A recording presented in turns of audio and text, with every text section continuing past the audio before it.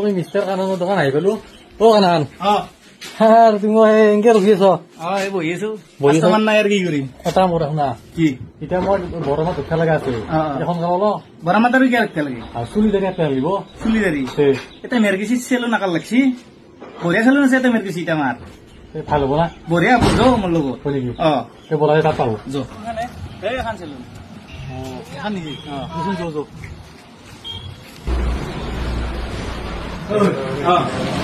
এতিয়া কোনটো কাট থাকে? এইটো কাট দিয়ে ভাল হইলো বঢ়িয়া লাগা পারবো না ধুনীয়া এইটো কাট পারবি না? একদম পারিস পারব পারো না সেল সেল দিবি ওরা মুখিন দেরি তো কাটে দিতে লাগবো।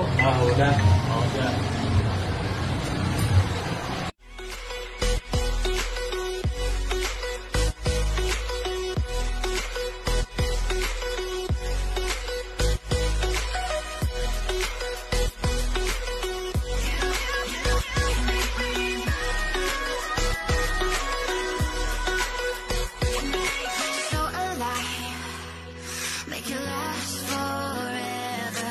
Stop in time. Yeah, I'll surrender.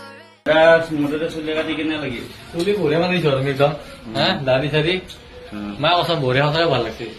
আৰু গাইছ আপোনালোক কম তাৰমানে যে আমাৰ একে ওচৰ পাজৰৰ ধনলগা হওক মেৰগুচি হওক বা বৰমা চাৰি হওক যদি আপোনালোকে কাৰোবাক পাওঁ একদম বঢ়িয়াকে চুলি কাটিব লগা হয় মানে একদম দাদা একদম দেখছি না কি মজা দেখিছি।